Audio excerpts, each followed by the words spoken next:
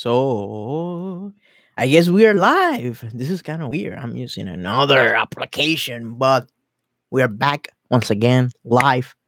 Welcome to everybody who has just joined me in. It's kind of weird, this new interface, but I'm gonna push through. So, make sure you're following me at you know Wrestling Robert, and you also follow me on wrestlingwithwrestling.com. That is our home page, our home base, where we post a lot of the videos we produce. And I'm thinking about doing just a series that is gonna be a full exclusive show for that website. And today we're talking about Impact Wrestling. Let me put my notes over here.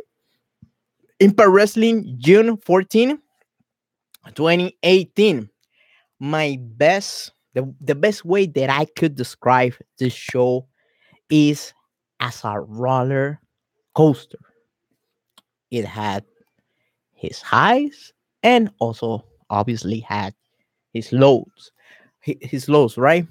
But the road was worth traveling, and I'm gonna explain that in a moment. The show opened up in a low note.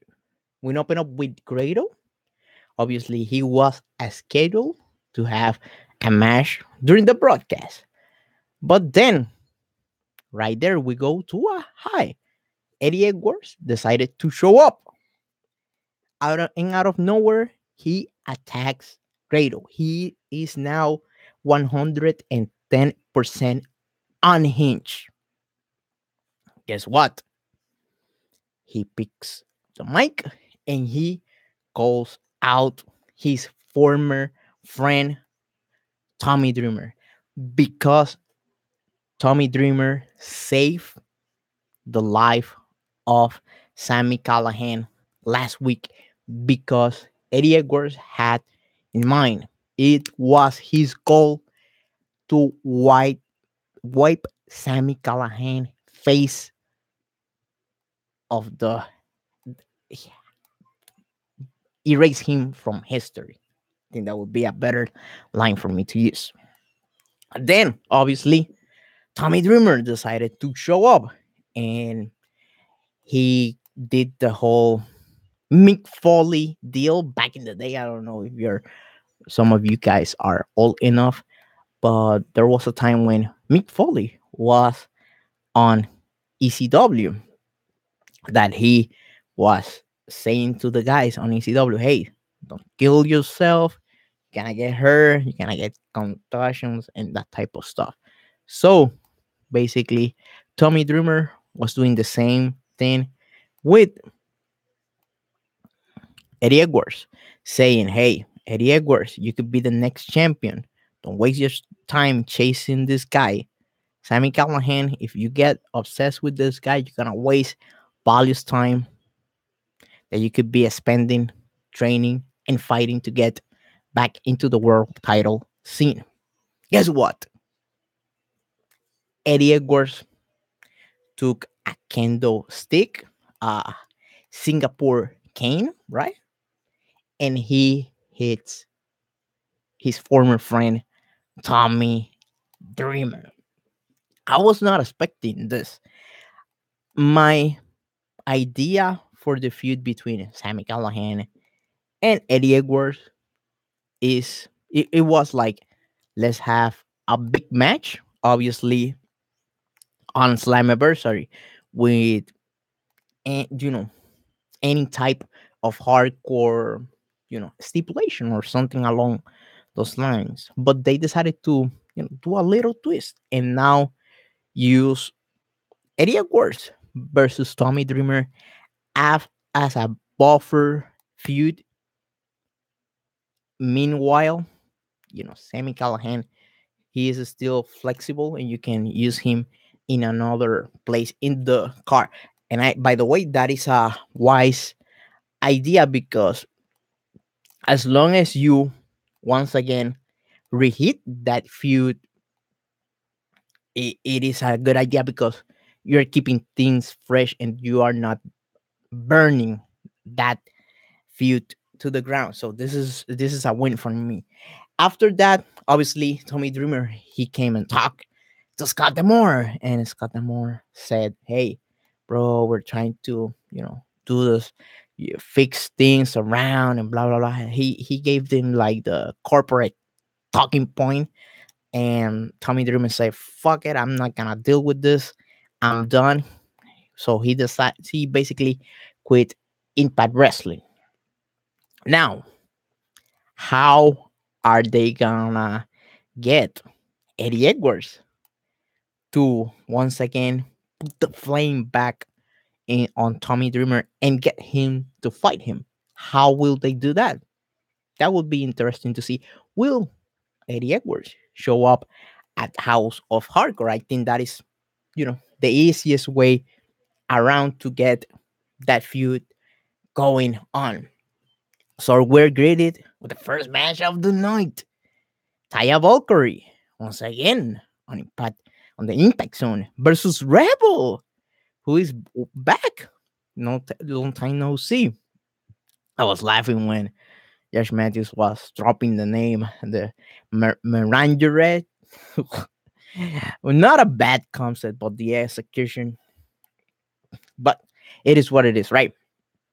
Obviously, you knew that Taya Valkyrie was gonna win, easy win for her. By the way, Rebel, you know, she's not a bad, knockouts wrestler. I don't know if she's worldwide champion material, but she's not boring in the ring or anything along those lines. I think she might not have too much of a repertoire to go for the distance, and that might keep her a little bit down the card. But she's not a bad talent, and she's entertaining in the ring, and she catches your eyes as a performer, and that is one of the things that you cannot teach. You can teach a lot of move and stuff like that, but there is a certain talent that it is built and have that gift. Obviously, Taya wins. She wins, and she now claims that she's not only Lucha Underground royalty. She's not only Lucha royalty, but she's also Knockouts royalty. And she challenged Madison Rayne for next week.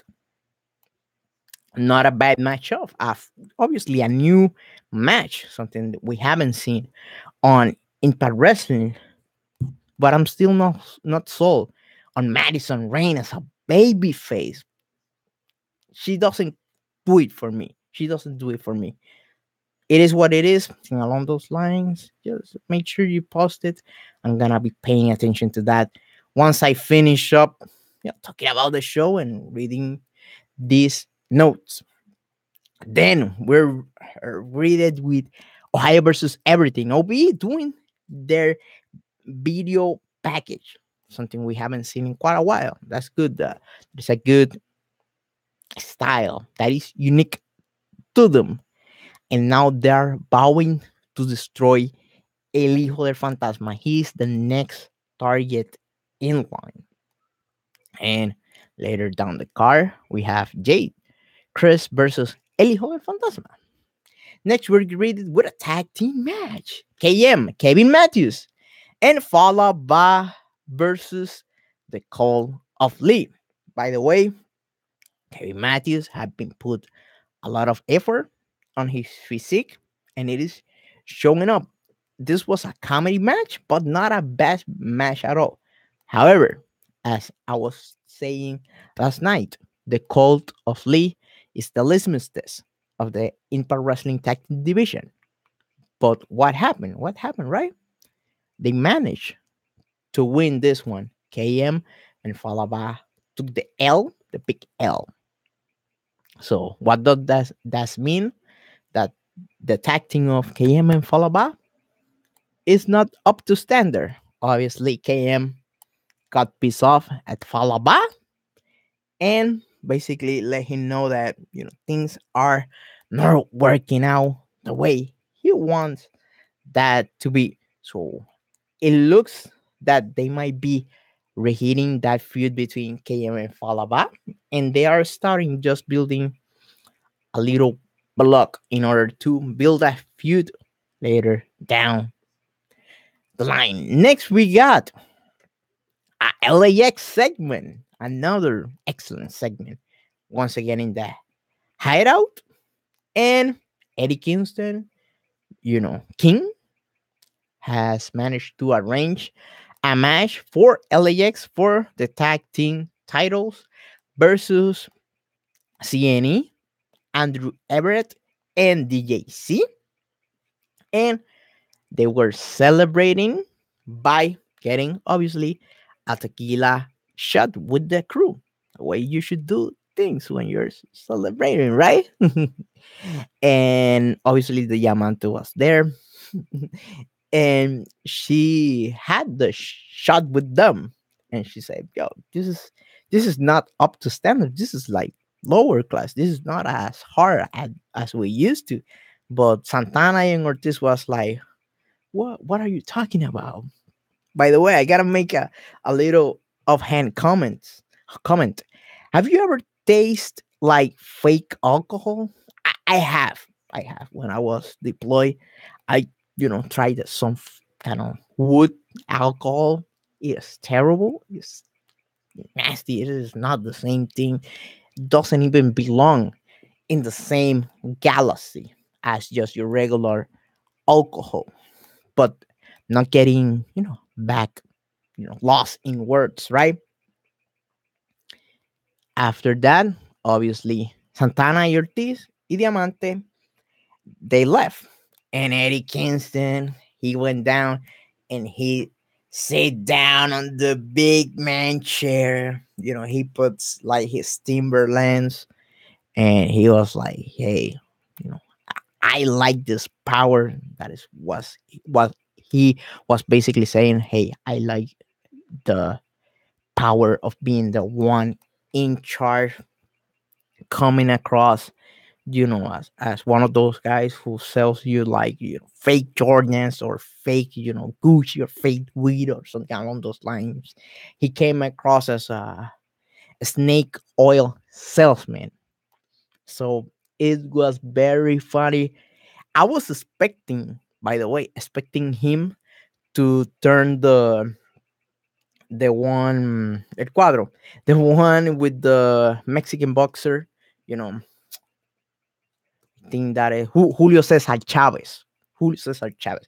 That one that like picture with the Mexican flag and the guy over there. That is Julio Cesar Chavez, right? Excellent boxer. If you don't know who he is, open Google tab and Google him and watch some of his matches. He was a Mexican boxing legend. I was expecting him like to turn around that flag and to find something over there, but it was still a killer segment. It portrayal that Eddie Kingston King is untrustworthy, and they managed to do that without having a long segment, just like I did trying to explain all that happened during the segment.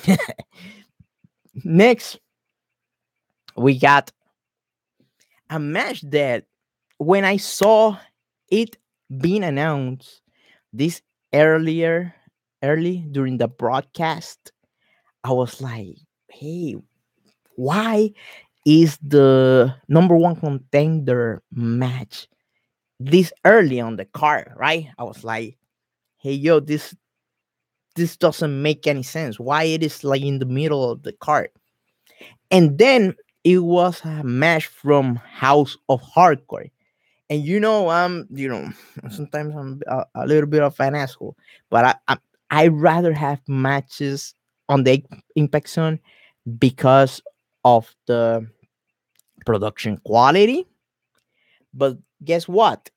This match was really good. It exceeded my expectations. I was expecting just, some indie match and, something along those lines. But this was really good. They win and they put up a good match. Good. I think it was like 12 or 13 minutes, something along those lines. A good long match with a lot of false finishes and stuff like that.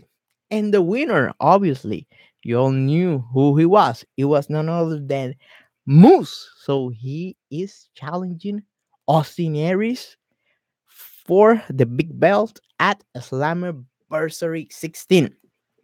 I like the match a lot. And it looks like they're gonna put the belt on Moose. That is where logic would suggest things could be headed, but we haven't seen yet the build up of the feud between Austin Aries and Moose. I'm leaning more towards Moose winning the title, but it is too early to tell. Next, we got another match that kind of exceeded my expectations. Tessa Blanchard versus Kiera Hogan. We already saw them wrestle, each other, right?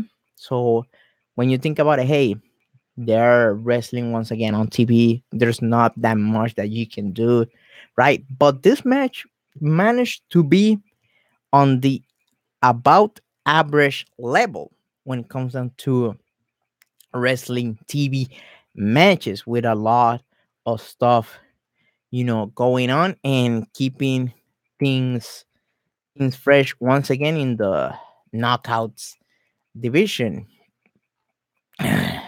Sorry, give me a second, guys. By the way, Tessa Blanchard was the one who won when she set up the chair like in the middle of the ring, and then she hit like a flatliner. That's the name of that move. So obviously the push of Tessa Blanchard, it is still alive. And get let's see what is gonna be happening next. I think it is better to, keep them separated for a while and see what you can do with Kiera Hogan and someone else. Someone like like Madison Rayne. But Madison Rayne is a babyface for the time being. So I digress. Let's talk about another match that it is important to me. And there's a lot of things that I need to say about this. Crist versus Hijo del Fantasma. Obviously, a win for Hijo del Fantasma. And I ask on Twitter to all of my loyal subscriber, the best people in the world, right? You ones who, obviously support me. I ask, hey, do you see like in your mind El Hijo del Fantasma taking the spot of Alberto El Patron as a main event level Latino heavyweight talent in the main event scene of Impact Wrestling? And there was a big yes during this angle. To talk about for this little detail, Crist went in to obviously to unmask El Hijo del Fantasma. So that is something that it is a prize, and there is a lot of people fighting for that. El Hijo del Fantasma, he's doing a mask versus mask versus mask versus max match on Triple A. He's wrestling Pentagon Jr. He's wrestling, I think, La Parca. And if I'm not mistaken, like there's someone else. I totally forgot about it. Sorry, I don't have the best memory in the world, but he is involved in a unmasking angle down there in Mexico. And I found extremely fascinating that he is also involved in an unmasking segment and angle on Impact Wrestling. I didn't know about that. My prediction is I think El Hijo del Fantasma, he is gonna lose his mask sooner rather than later.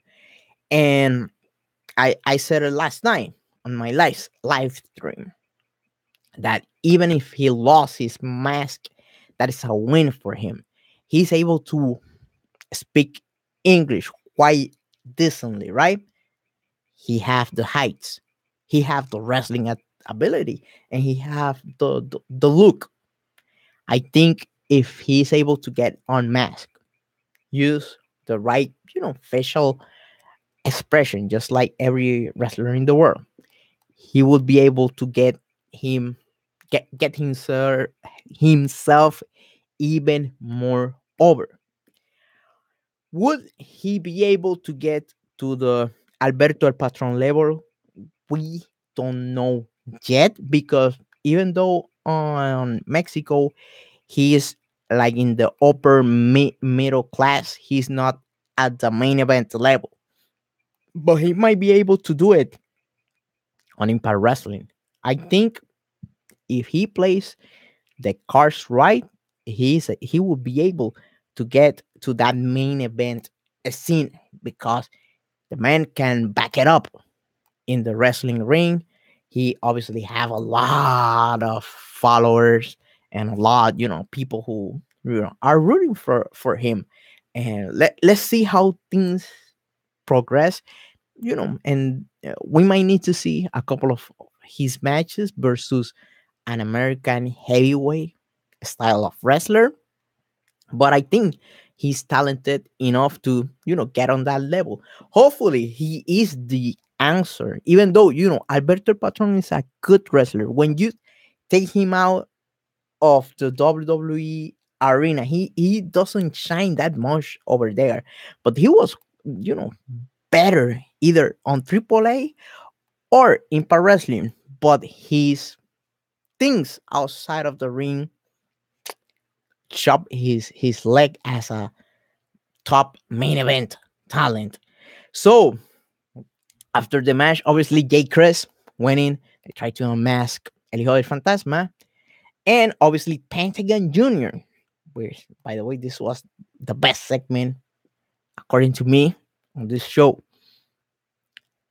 Pentagon Jr., he decided to make the save for El Hijo del Fantasma, and there was a big face-off between Sami Callahan and Pentagon Jr., a face-off in the style of the long deceased, death, ECW, String Championship Wrestling. It was a face-off that didn't need any type of words of anything like that. They did the thumbs up, thumbs down, and cero miedo. And the people went crazy for that. And you know that the Impact Zone gets a lot of heat for being too quiet, but they care about the face-off between Pentagon Jr. and Sami Callahan. That is a good thing, and that is could be one of those feuds that might not be at the top of the card, but those are the feuds that are gonna be a lot of enjoyable. And if people on the Impact Zone care about it, it's gonna be a lot better to watch on TV. I'm looking forward. I'm expecting that to be on Slammiversary, but let's see how things progress. But I'm quite happy to see this pairing of Pentagon Jr. and Sami Callahan, because you take Pentagon Jr. and do a little bit of time off of the main event scene, and you take Sami Callahan, a little bit off from his feud with Eddie Edwards, and let them, breathe air and get refreshed by not, doing the same, having the same feud week after week and after week. Next, we're going to the main event. After the main event, gonna take a look at the chat room, and that's it. So the main event, Matt Sydal, sorry, Matt Sydal versus Brian Cage for the X Division title. And guess what? On this one, I was wrong. I was suspecting Ryan Cage to win the belt. My little booking that I have on my mind was Brian Cage versus Austin Aries at Destination X, but they decided to do something new. Which, by the way, even though I am wrong, things do still look bright. Brian Cage, he lost because Congo Kong decided to show up and attack him, and Matsaidal won via DQ.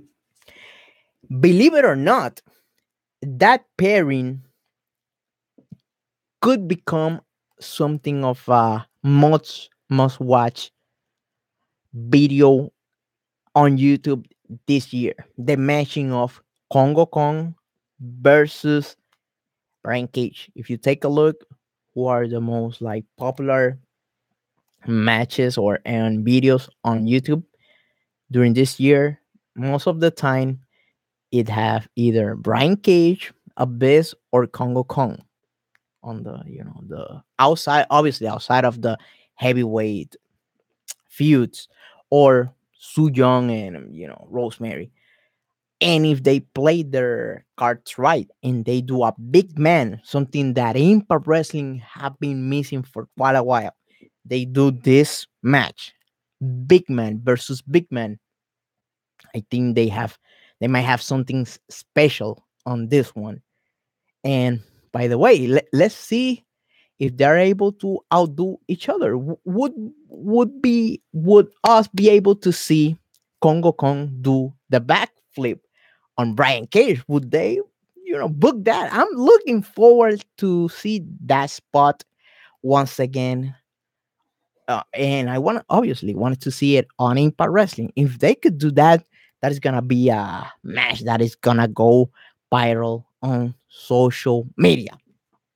Next, we got the ending segment that obviously was going throughout all of the show. I give you my thoughts on it. So for the last couple of weeks, there was the mystery ex attacker who was behind all of those attacks backstage, right? And they did kind of a fake up spot with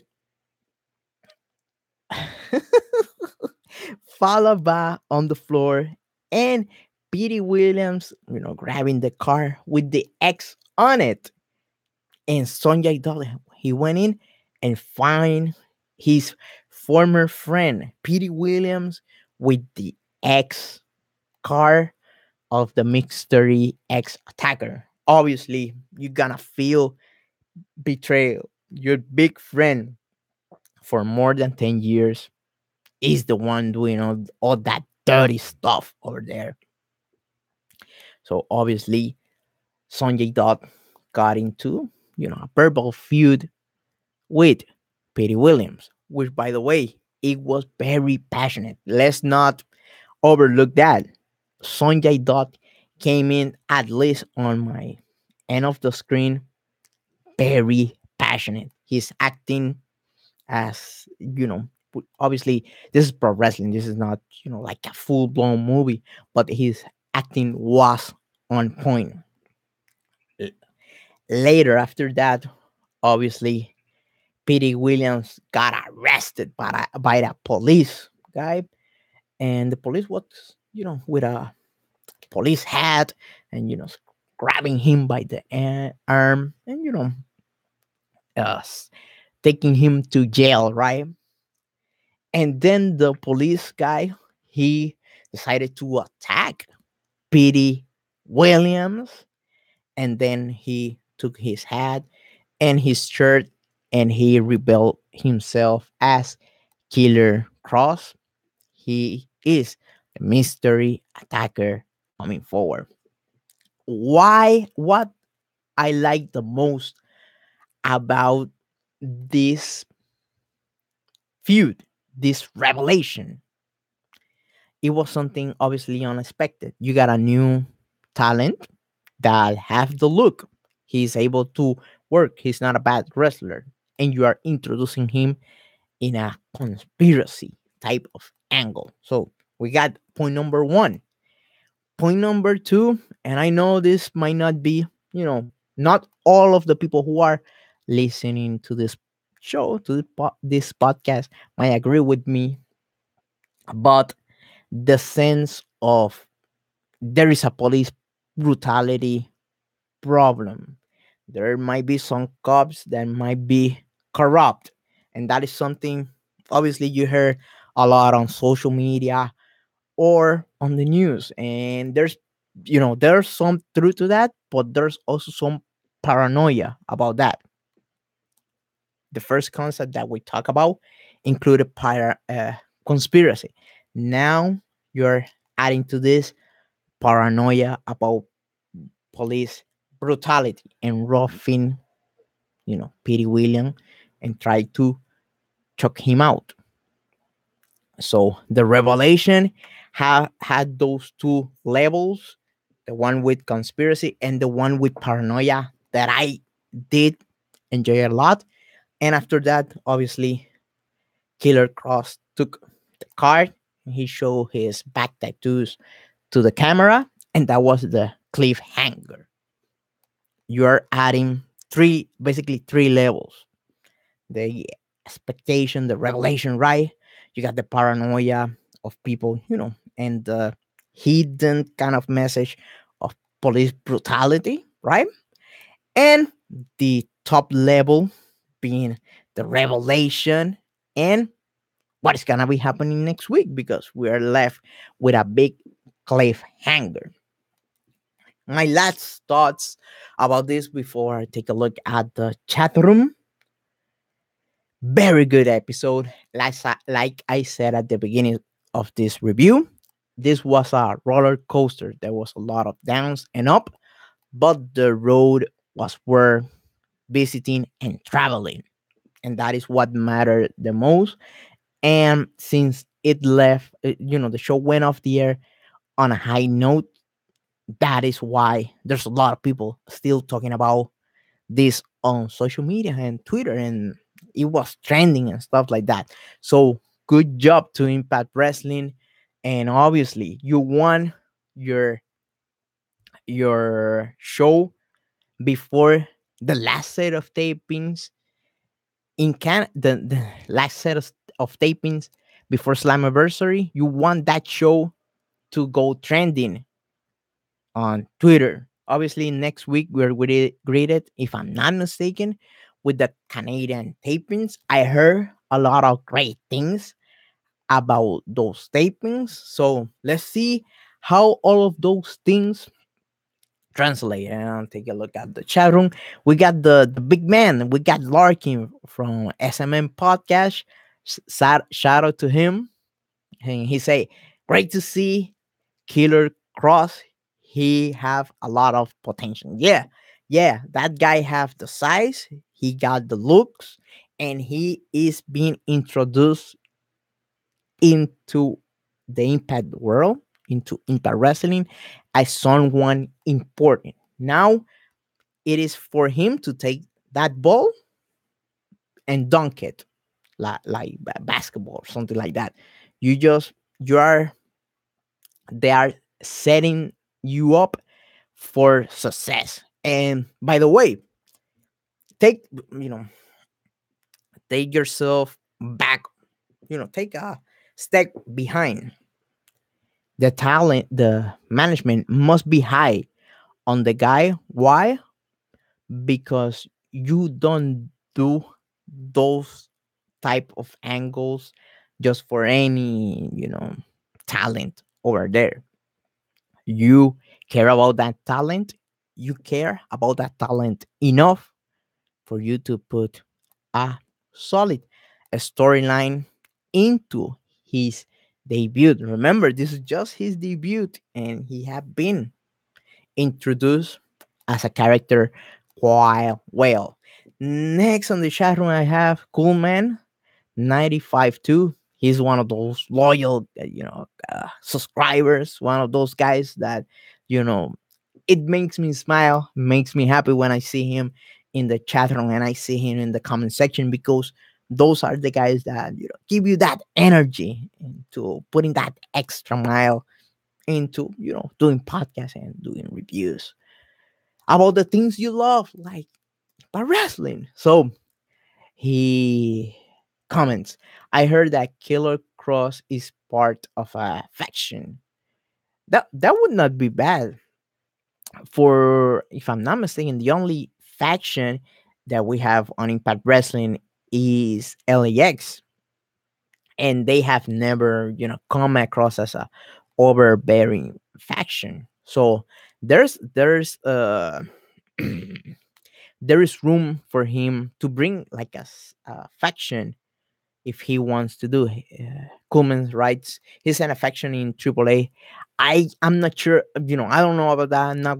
I haven't watched AAA in quite a while. I just watched like the big shows, and on the last one, I watched like part of the show. The show was not terrible, but you know you cannot say, hey, we we're taking over and we're gonna become once again the number one Mexican promotion, and your pay-per-view starts like 45 minutes late. I was it is my time. I don't want to waste it just watching bland air. It should be part of your work to get things on time, especially when you're a professional wrestling brand like Triple A. And putting the belt on Jeff Jarrett, it kind of put a sour taste on, on my mind. And I got the pleasure of knowing Jeff Jarrett, and I had talked about this a couple of times. And that guy, he's like a wrestling encyclopedia. I That was in back in 2010 when I went to the Impact Zone. So I talked to him for quite a while, and he noticed that I had a little bit of an accent, right? And he asked me, "Hey, where are you from?" And I told, "Hey, I'm from Puerto Rico, Bayamon." He told me, "Hey, I had this match in Caguas," and I was like laughing because I was there on that match when he wrestled, Shane for the IWA belt versus the NWA belt. That was when during the TNA days where the main belt was the NWA old school belt. But that is besides the point. I guess that is it for me. Thank you to everybody on the chat room.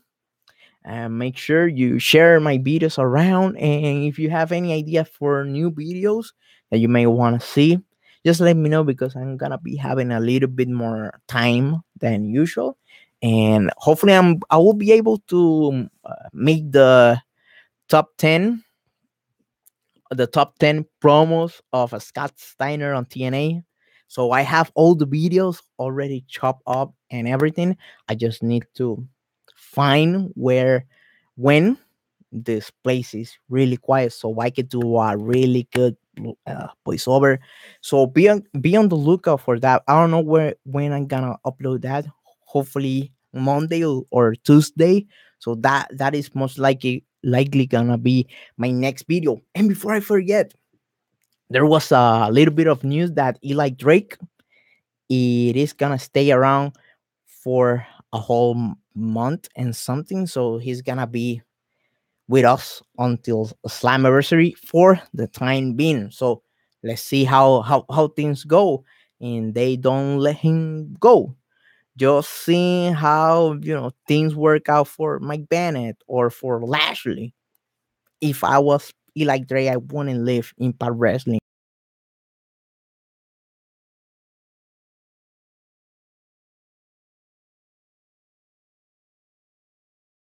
Welcome, welcome to my channel. Write me out on Twitter. I don't know who you are, but I'm also always open to knowing my subscribers. because at the end of the day, I and this is like a opening like the four wall or something like that. I'm quite happy of not having that much of a big, subscriber base, because at least I get to know most of my subscribers, as just your regular average Joe. That is something that I also appreciated when I was, playing rock and roll. I was playing on my band. I got to know a lot of musicians, and most of the people that enjoy the stuff that I created, I was able to, know them, and that is something that I appreciate as a creator. So thanks to everybody. Yeah, you will find me in every comment of Impact YouTube videos. Yeah, I always go there like to write something funny, like, I'm a little bit of a troll, but a good troll. I'm not, saying something like bananas or something, but I'm there like for the fun, to raise hell. Everybody who goes there in the chat room, read the comment, and they might have like a bad day, but they managed to read something, and their day got better. So that's it. That's good in my opinion. I think even the YouTube comment section gets like a bad reputation, but you know you can make things better, but obviously style starts with yourself. That is a quote from Gandhi. You should become the change in the world that you want to see. If you want to see the world become a funny place, a hilarious place, put your stone in. I use comment section for stuff like that. Yeah, the impact zone. I just call the fans in the impact zone fan moms. Bro, if you haven't go to the impact zone, you need to go there. There's a lot of cool cats over there, but there's a lot of weird people. There's a reputation of Florida. The reputation of Florida is that it is full of weird stuff. And it's truth. It is not a it is not a internet meme or anything like that. It's true. When I went back there in 2010, I was on the near the entrance of the show, and there was a lot of very weird people. we I just don't want to comment on it, but it is a weird place over there. So thanks a lot to everybody who is listening to this podcast. Make sure to share my videos around if you enjoy any any of my content, and I hope to see you next time. Goodbye and thanks for listening. Yeah.